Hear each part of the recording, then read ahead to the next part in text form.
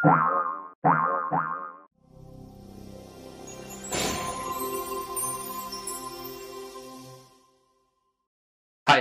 मेरा नाम है राजीव मलानी। आज हम इंटरव्यू टेक्निक्स के बारे में बात करेंगे। जब आप इंटरव्यू के लिए जाओगे उसमें कौन से क्वेश्चंस पूछे जाते हैं और किस एंगल से पूछे जाते हैं और उसके आंसर्स हमें किस तरह से देने हैं, वो सारी चीजें हम डिस्कस करेंगे। लेकिन उसके पहले एक बेसिक चीज है, बेसिक रूल है जो हमें समझना बहुत जरूरी है, दैट इज एटिकेट्स। इंटरव्यू के कुछ एटिकेट्स है, कुछ मैनर्स है जो हमें फॉलो करना पड़ता है और वही रूल्स होते हैं जो हम आगे लेके चलते हैं। ठीक है, सबसे पहले रूल हम देखेंगे ड्रेस कोड का। ड्रेस कोड में दो चीजें हैं, एक मेल के लिए ड्रेस कोड अलग सा होगा और एक फीमेल के लिए ड्रेस कोड अलग सा होगा। पहले हम मेल की बात करते हैं। फॉर्मल ड्रेस कोड बहुत ज्यादा इंपॉर्टेंट है। आप किसी भी इंटरव्यू में जीन्स या फिर टी शर्ट या फिर कैजुअल्स में नहीं जा सकते हो, स्लीपर्स पहन के नहीं जा सकते हो, चप्पल्स पहन के नहीं जा सकते हो। ठीक है, क्योंकि ये इंटरव्यू के रूल्स के अगेंस्ट में होता है। आपको फॉर्मल्स पहनने होते हैं। फॉर्मल्स में आपको फुल टी शर्ट पहनना, सॉरी फुल शर्ट पहनना है। ठीक है, शर्ट का कलर हमेशा याद रखिए लाइट कलर का होना चाहिए। आप डार्क कलर का शर्ट नहीं पहन सकते हो। लाइट कलर का शर्ट। ट्राउजर अगर आप देखोगे तो ट्राउजर डार्क कलर का होगा, ब्लैक ट्राउजर या फिर कोई भी डार्क कलर का ट्राउजर जो कि शर्ट से कॉन्ट्रास्टली मैचिंग करता हो। ठीक है, लाइनिंग शर्ट में भी डिजाइन का याद रखिएगा। अगर सेल्फ चेक्स, छोटे छोटे चेक्स अगर होते हैं और अगर वो लाइट में है, लाइट कलर में, तो चलेंगे। अगर लाइनिंग्स आते हैं तो चलेगा, अगर प्लेन शर्ट है तो भी चलेंगे। ठीक है, ट्राउजर में अगर सेल्फ लाइनिंग्स है और एकदम लाइट कलर में है जो ज्यादा विजिबल नहीं है तो चल सकता है, या फिर प्लेन ट्राउजर हम ज्यादा रेकमेंड करते हैं। शूज का अगर आप देखोगे, शूज का कलर और बेल्ट का कलर हमेशा मैच करना चाहिए। अगर आपका बेल्ट ब्राउन कलर का है तो शूज भी ब्राउन कलर के ही होने चाहिए। अगर आपका बेल्ट ब्लैक कलर का है तो शूज भी ब्लैक कलर के ही होने चाहिए। फॉर्मल ड्रेस कोड में शूज के बारे में एक बहुत ज्यादा इंपॉर्टेंट चीज है जो बहुत सारे लोग नहीं जानते हैं। शूज की लेस हमेशा होनी जरूरी है। आज के डेट में आप शूज देखोगे, फॉर्मल शूज दिखने में है लेकिन उसके लेस नहीं होते, तो वो फॉर्मल में कंसिडर नहीं होता है। लोग उसको फॉर्मल समझते हैं लेकिन वो फॉर्मल शूज नहीं होते हैं। आपके शूज को लेस होना जरूरी है। सॉक्स का अगर हम बात करेंगे, सॉक्स का कलर हमेशा एक तो ब्लैक या फिर ट्राउजर का मैचिंग का सॉक्स हमेशा होना चाहिए। आप व्हाइट सॉक्स और ब्लैक ब्लैक कलर का ट्राउजर या फिर ब्लू सॉक्स और ब्लैक कलर का ट्राउजर ऐसे कभी भी ना पहने। ठीक है, टाई बहुत ज्यादा इंपॉर्टेंट है। मैंने देखा है कि बहुत सारे स्टूडेंट, बहुत सारे कैंडिडेट्स टाई पहनना पसंद नहीं करते या फिर उनको अनकंफर्टेबल लगता है, या फिर और एक चीज ऐसी है कि लोग क्या सोचेंगे। कोई टाई पहना नहीं है तो उन्होंने अगर मुझे टाई में देखा तो मुझे थोड़ा अनकंफर्टेबल फील होगा क्योंकि लोग क्या सोचेंगे। ये गलत है, क्योंकि आप एक इंटरव्यू देने के लिए जा रहे हो और वो इंटरव्यू आपको करियर का पूरा टर्निंग पॉइंट रहेगा। तो अगर आपको टाई पहनना है फॉर्मल ड्रेस कोड में तो पहनना है। टाई का कलर कॉम्बिनेशन मैं आपको बता देता हूं। आपने जो जिस कलर का शर्ट पहना हुआ है उसी कॉन्ट्रास्ट में आपका टाई होना चाहिए। ठीक है, अगर आपका लाइट ब्लू कलर का शर्ट है तो डार्क ब्लू कलर का या फिर नेवी ब्लू कलर का आप टाई पहन सकते हो। अगर प्लेन व्हाइट कलर का शर्ट है तो कोई भी डार्क कलर का टाई चलेगा, जिसका मैचिंग कुछ भी नहीं रहे तो भी चलेगा। लेकिन फॉर एग्जांपल अगर मैंने व्हाइट कलर का शर्ट पहना है लेकिन अगर मेरी टाई रेड कलर की है, that is also formal dress code. ठीक है, अभी फीमेल कैंडिडेट्स की हम लोग बात करेंगे। फीमेल कैंडिडेट्स को हमेशा याद रखना है कि ऑर्नामेंट जो है वो हेवी ऑर्नामेंट्स नहीं होने चाहिए, एकदम लाइट ऑर्नामेंट्स पहनने चाहिए। सेकेंड, कुर्ती या फिर सलवार कमीज, ये दो बेस्ट ड्रेस कोड रहेंगे इंटरव्यू के लिए, या फिर साड़ी अगर आप साड़ी में कंफर्टेबल हो तो, नहीं तो कुर्ती या फिर सलवार कमीज। ठीक है, ये बेसिक रूल है फॉर्मल्स का जिसे आपको फॉलो करना है। अभी हमने ड्रेस कोड के बारे में देखा। ड्रेस कोड में एक दो चीजें और है जो मैं बताना चाहूंगा। टाई जब भी आप पहनोगे मेल कैंडिडेट्स के लिए, कभी भी आप टाई पहनोगे तो उसका जो बॉटम रहता है टाई का वो हमेशा आपके बेल्ट के बक्कल को टच होना चाहिए। एक तो बेल्ट के बकल के नीचे नहीं जाना चाहिए या फिर बेल्ट के बकल के ऊपर नहीं आना चाहिए। बहुत बार आप देखोगे कि कैंडिडेट्स कभी भी अगर टाई पहनते हैं उनका टाई का जो बॉटम है वो पेट तक आता है या फिर एकदम नीचे तक लटकता है। ऐसा नहीं होना चाहिए। ये समझ में आ जाएगा पैनल को कि ये फर्स्ट टाइम टाई पहन रहे हैं या फिर इनको पता नहीं ये रूल क्या होता है। ठीक है, वो चीज हमेशा ध्यान रखिएगा। तो ड्रेस कोड हमने जाना पूरा। अभी हम देखेंगे स्माइलिंग के बारे में। ये चीज हमेशा याद रखना, ये स्ट्रेस बस्टर होता है और ये एक रूल है जो बहुत लोग नहीं जानते हैं, नहीं समझते हैं। हमेशा चेहरे पे स्माइल रखिए। क्योंकि आपके चेहरे पे जो स्माइल रहेगी वो पैनल को खुश करेगी और पैनल को एक पॉजिटिव वाइब मिलता है और आपका इंटरव्यू बहुत अच्छे से चलेगा। जो भी प्रेशर रहेगा वो प्रेशर पूरा आपका कम होता जाएगा अगर आपके चेहरे पे स्माइल है। तो ये पैनल हमेशा याद रखिएगा, पैनल इस चीज को बहुत ज्यादा पसंद करती है। ठीक है, ये हो गए इंटरव्यू के बाहर के चीजें। अभी हम अंदर की चीजें देखेंगे। सबसे पहले जब आप अंदर चले जाओगे पैनल को मिलने इंटरव्यू में, उनको सबसे पहले ग्रीट करना है। हमेशा याद रखना, जब भी आप इंटरव्यू दोगे तो बहुत बहुत बार ऐसे होगा कि टीम जो पैनल बैठते हैं पूरे, उसमें कम से कम 4 या फिर 5 लोग रहेंगे। ठीक है, उसमें से एक शायद फीमेल कैंडिडेट भी रहे, फीमेल पैनल भी रहे। आपको सबको इंडिविजुअली ग्रीट करना है। अगर सुबह का टाइम है, आप इंटरव्यू देने सुबह जा रहे हो, तो सबको गुड मॉर्निंग करके सुबह गुड मॉर्निंग कह के इंडिविजुअली ग्रीट करिए। सबको अलग मतलब एक साथ में ग्रीट नहीं करना है। फॉर एग्जाम्पल, अगर आप कहते हो कि गुड मॉर्निंग ऑल, तो ये एक रूड बिहेवियर कहा जाएगा जो कि पैनल शायद पसंद ना करे। ठीक है, आई कांटेक्ट रखना बहुत जरूरी है। आई कांटेक्ट के बारे में हम लोग बाद में बात करेंगे। तो याद रखिए, अगर 4 लोग हैं जिसमें से एक फीमेल कैंडिडेट है, फीमेल पैनल है, तो सबसे पहले फीमेल पैनल को ग्रीट करिए, गुड मॉर्निंग मैडम। उसके बाद में good morning sir, good morning sir, good morning sir. ठीक है, उसके बाद वहीं पे खड़े रहिए।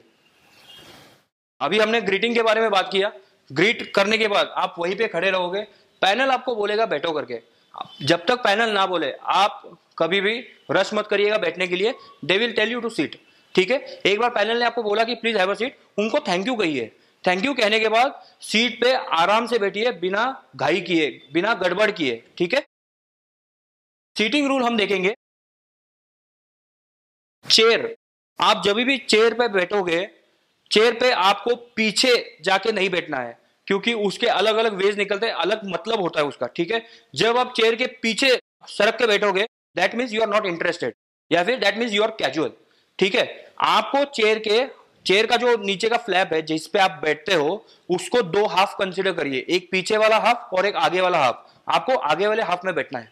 ठीक है, आर्म रेस्ट आपको पता है, चेयर के जो आर्म रेस्ट होते हैं उस पे आपको हाथ रखना है और एकदम कंफर्टेबली बैठना है। ठीक है, आपका बैक का पोर्शन एकदम स्ट्रेट होना चाहिए। लेकिन हमेशा याद रखिए, आप जब ये पूरे गेस्चर्स करोगे उसमें कहीं पे भी आपको अनकंफर्टेबल फील नहीं आना चाहिए। आप कंफर्टेबली बैठे लेकिन ये सारी चीजें करें। ठीक है, जब आप आगे आके बैठते हो और आप जब आर्म रेस्ट पे हाथ रखोगे, आपके हाथ को ऐसा फोल्ड कभी मत करना, क्योंकि कहा जाता है कि जब भी हम हैंड्स को फोल्ड करते हैं तो हमारे जो थॉट्स है वो ब्लॉक हो जाते हैं। आपको जब कुछ चीजें एक्सप्रेस करनी है तो आपके हाथ खुले रखने चाहिए। जैसे कि मैं अभी आपसे बात कर रहा हूं, मैं मेरे हैंड मूवमेंट्स आप देखिएगा तो ये आपको वहां पे करने पड़ेंगे। ठीक है, तो हैंड्स कभी भी ऐसे फोल्ड मत करिएगा। आर्मरेस्ट पे, जो चेयर के आर्मरेस्ट है उस पे अच्छे से रखिए और एकदम कंफर्टेबली आगे आके बैठिए। जब आप आगे बैठोगे that means you are involve, आप उस इंटरव्यू में इन्वॉल्व हो चुके हो। ठीक है, तो ये चेयर का रूल होता है। अभी हम देखेंगे टेबल रूल। डेफिनेटली अगर चेयर है तो टेबल भी रहेगा। हमेशा याद रखना, table belongs to the panel. Table student को या फिर कैंडिडेट को बिलोंग नहीं करता है। अगर आपके साथ में अगर आपने कोई फाइल लिया है या फिर सीवी आपका आपने कैरी किया है, तो वो आपके थाई पे रखिए या फिर आपके हाथ में रखिए। टेबल के ऊपर जब तक परमिशन ना मिले तब तक ना रखे, क्योंकि टेबल आपको बिलोंग नहीं कर रहा है, टेबल पैनल को बिलोंग कर रहा है। आप कभी भी टेबल को यूज नहीं कर सकते, टेबल को टच नहीं कर सकते हो। बहुत बार ऐसे हो जाता है कि आप रिलैक्स हो जाते हो और हाथ आगे रख देते हो टेबल के, विच इज रॉन्ग।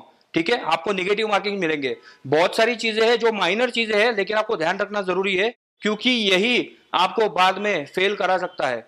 बहुत सारे स्टूडेंट्स जब भी इंटरव्यू के बाद बाहर आएंगे और उन्होंने अगर ये गलतियां की है तो उनको ध्यान में नहीं आता है, लेकिन जब रिजल्ट लग जाता है तो उनको पता चलता है कि उनका वो फेल हो चुके हैं, लेकिन ये रीजन जो है वो उसमें से थोड़े रीजंस होते हैं फेल होने के। ठीक है, तो टेबल का हमेशा याद रखिएगा rule, table belongs to the panel and not to the candidate. अभी हमने टेबल के रूल्स देखे, table belong to the panel not to the candidate. अभी हम आई कॉन्टेक्ट के बारे में देखेंगे। इंटरव्यू शुरू हो जाएगा। ठीक है, क्वेश्चंस पे क्वेश्चन आते रहेंगे और आप उसको आंसर करते रहेंगे, लेकिन जिस इंटरव्यूअर ने आपको क्वेश्चन पूछा है आप उसको तो देखते ही हो, एट द सेम टाइम बचे हुए जो पैनल में मेंबर्स है उनकी तरफ भी देखना बहुत जरूरी है, बहुत ज्यादा जरूरी है, जो कि 99% लोग नहीं करते हैं। ठीक है, और आई कांटेक्ट की वजह से, इसको हम कहते हैं आई कांटेक्ट का रूल, और इसकी वजह से भी निगेटिव मार्किंग बहुत ज्यादा होती है। फॉर एग्जाम्पल, एक फीमेल कैंडिडेट है जो कभी आपको सवाल नहीं पूछेगी और सिर्फ आपको ऑब्जर्व करती रहेगी। ठीक है, लेकिन जो क्वेश्चंस पूछे जा रहे हैं बाकी पैनल मेंबर से आप उनको तो आंसर दे रहे हो, एट द सेम टाइम वो फीमेल मेंबर को भी आपको देख के आई कांटेक्ट लेके बात करना है। आई कांटेक्ट का एक और इंपॉर्टेंट रूल मैं आपको बताऊंगा, एक रिलीफ मैं आपको दूंगा इसमें कैसे रिलीफ हो सकता है। बहुत सारे स्टूडेंट्स को डर होता है कि मैं पैनल के सामने उनको आंखों में आंखें डाल के बात नहीं कर सकता हूं, ठीक है। इसके लिए एक सोल्यूशन है, आप कभी भी पैनल के फोरहेड पे देखिए। जब आप फोरहेड पे देख के बात करोगे आपको ज्यादा प्रेशर नहीं रहेगा, पैनल को लगेगा कि आप उनको देख के बात कर रहे हो, लेकिन आप उनके फोरहेड पे देख के भी बात कर सकते हो। लेकिन आई कांटेक्ट हमेशा याद रखिए, अगर 4 लोग हैं तो चारों के फोरहेड पे देख के बात करते रहिए, आपके पास जो भी कंटेंट है वो ऑटोमेटिकली खुल के बाहर आएगा, ठीक है। अगर आपके आई कांटेक्ट में अगर आपको डर लग रहा है तो डेफिनेटली आप जो बोलना चाह रहे हो वो बहुत सारी चीजें कम होती जाएंगी। तो आई कांटेक्ट में याद रखना, अगर आई कांटेक्ट नहीं कर सकते हो तो फोरहेड पे देखिए, लेकिन सबकी तरफ देख के बात करना बहुत ज्यादा जरूरी होगा। ओके, हमने अभी आई कांटेक्ट के बारे में देखा, अब हम देखेंगे कुछ चीजें जो हमें बिल्कुल नहीं करनी है, ठीक है। डू नॉट रश, इसका मतलब यह है कि बहुत सारे स्टूडेंट ओवर कॉन्फिडेंट रहते हैं और जैसे ही अंदर चले जाएंगे बात करना शुरू कर देंगे, अपने आप ही बात करना शुरू कर देंगे, ये गलत है, ठीक है। Do not rush to the answers, ठीक है। Let the panel ask you first, panel को पहले सीवी पढ़ने दीजिए, आपका एक एप्लीकेशन फॉर्म उनके सामने रहेगा, वो उसको गो थ्रू करेंगे, उसके बाद वो आपको सवाल पूछना शुरू करेंगे। उस बीच में आप डायरेक्ट बताना शुरू मत कर देना कि मेरा नाम ये है और मैं ये करता हूं। Let the panel ask you the question first then answer, do not rush, ठीक है। उसके बाद रिपीट, नॉट रिपीट, ये चीज है हमेशा याद रखना जो कि 99% लोग इसमें गलती करते हैं, ठीक है। फॉर एग्जाम्पल पैनल आपको एक क्वेश्चन पूछता है, हम एक एग्जाम्पल ले लेते हैं कि महाराष्ट्र में नागपुर का पॉपुलेशन कितना है। कैंडिडेट जब भी ये क्वेश्चन सुनेंगे इसको वापस रिपीट करते हैं, नागपुर का पॉपुलेशन कितना है, उसके बाद उसको आंसर करते हैं, ये गलत है। क्वेश्चन जो भी पूछा जाता है इसको कभी भी रिपीट ना करें, आप सोचिए, कोई भी क्वेश्चन पूछा जाएगा उसको सोचिए, उसके बाद उसको आंसर करिए। Do not repeat the question, इसका नेगेटिव मार्किंग आपको मिलेगा, ठीक है। Do not see around the room, आप जब भी बैठोगे इनिशियली ये बहुत बार होता है कि पैनल इंटरव्यूअर आपका पूरा बायोडाटा पढ़ता है और आप उसमें रिलैक्स मतलब आराम से बैठे रहते हो, लेकिन उस टाइम में पूरे रूम को, इंटरव्यू का जो भी रूम है आपका, उसमें इधर उधर ना देखे, सीलिंग पे ना देखे, आपका आई कांटेक्ट पैनल की तरफ ही बने रखना है, ठीक है। ये चीजें हमेशा याद रखना। तो ये है इंटरव्यू के थोड़े बेसिक रूल्स और टेक्निक्स जो हमें फॉलो करना है। अगर आप इसे फॉलो करोगे आपका कॉन्फिडेंस लेवल ऑटोमेटिकली बढ़ जाएगा, ठीक है। अभी हम अगले सेशन में देखेंगे इंटरव्यू के क्वेश्चंस कौन से रहेंगे और उसमें हमें किस एंगल से आंसर्स करने हैं। ओके।